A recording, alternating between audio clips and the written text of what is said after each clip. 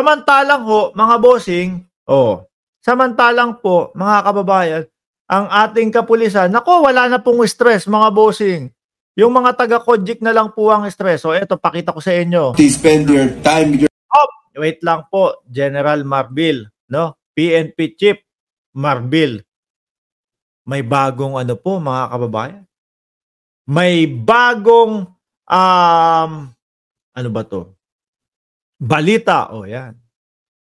Sa ating mga kapulisan. Ito po, yung mga sumama sa kanila at yung mga nagstay ng halos 14 na araw para makubkob, makuha, mahuli lang itong si Kibuloy. Ano po? Ang ating mga kapulisan, wala nang stress, ha? Mga Kojik, panoorin nyo. Dahil kayo dyan, stress na stress pa din kayo. Ito na po, yung mga minumura nyong mga kapulisan. No? Pambansang kapulisan ng Pilipinas. Have to spend your time with your family. Let us be proud of our uniform. Dito lang po nakilala ang Philippine National Police, ha? Ayan po, nakita nyo, ipinakita po, no, yung mga kasama. Ayan po sila, mga kababayan. Siguro yung iba hindi pa naka-attend. Binigyan po sila ng 5 araw na bakasyon upang makasama ang kanilang pamilya. Mga bossing, hindi po biro yung kanilang pinagdaanan, mga kababayan. Kaya nga ako ho, sabi ko nung nakikita ko yung ginagawa sa kanila ng mga taga-Kojik, sabi ko, mga bossing, naku, hindi ako pwedeng maging pulis. Yung duduro-duruin ho ako, mga kababayan. Yung babatuhin ako nung mabaho. Nung mga kadugyutan nila. Sabi ko, hindi ako makakapagtimpi dito sa mga ito. So sila po, dahil nga, mga bossing, halos 14 days silang nagbantay doon kay Kibuloy. 5 araw na bakasyon naman sila para makasama at masulit ang kanilang pamilya, mga kababayan. Sabi ni Bog 79, makarma sana kayo, kinakain nyo galing sa kaban ng bayan. Diyos na ang bahala maningil sa hinaharap sa mga katulad nyo. Naku.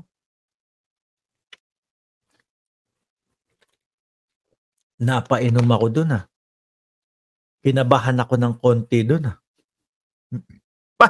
Paano naman kaban ng bayan? Nandito ako sa Cayman. Ano ko kakainin yung kaban ng bayan? Diba? Masakit ba, Bogs? Na nahuli na si Kibuloy? Ito na po, mga kababayan. Nakilala ang Philippine National Police, ha? Sige nga, Marber, Abela, pakibili nga ako ng Chooks to go. Please. Pakibili naman ako ng Chooks to go. Galing sa kaban ng bayan. Di ba? Marber, nag-iiyakan kasi yung mga DDS na yun Dahil yung picture ng halos wala ng mukha si Kibuloy sa kahihiyan, dilagay ng Chooks to go. Tapos sabi nila, i-boycott natin ang Chooks to go. Wala hong nangyari. Baka mas tumaas pa ho yung benta, mga kababayan. Nakalimutan yata nila na kukonti sila. Eto, hindi Chooks to go ang kakainin ng ating mga kapulisan dahil good job sila. Hindi lang po Chooks to go yan, mga bossing. Sa buong hindi lang sa Pilipinas, but sa buong...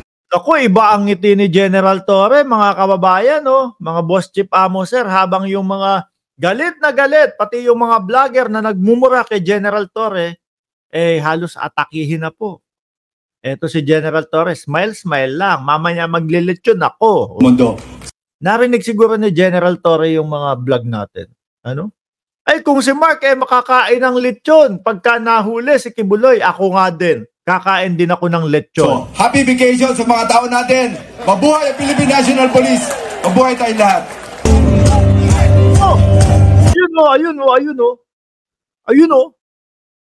Hindi lechon, hindi Chooks to go. Ano yan? Inaan ho natin maingay yung Party na sila, Party. Ano yung tugtog? Ayan. Masaya na si General Torre. Samantalang kayo dyan, hindi pa din kayo nakaka-move on. Mura pa din kayo ng mura. Banal na aso. Santong kabayo. Natatawa ako sa Kojik. Ayan na. Oh, ano yung mga ulam dito? Yun oh. Lechon oh. Oh. Eh, tama naman po yan. Ayun oh. Oh. Picture. Sila nagle-lechon na, kayo umiiyak pa din dyan? Oh, mabuhay mga pulis, tiklo si Kibuloy, sabi ni Kita Canton. Oh. Ha? Kampay, sabi ni Mabel Kinjo. Oh. Saan yun? Sabi ni Blowfish, pang 554 ang kanyang like. Eh, kayo po, pang ilan? Oh, mag-like muna kayo dyan. No, paabutin natin 1,000 yan. Gusto nyo na pumunta doon sa hukay. Ano po? Oh, para din kayong ano eh.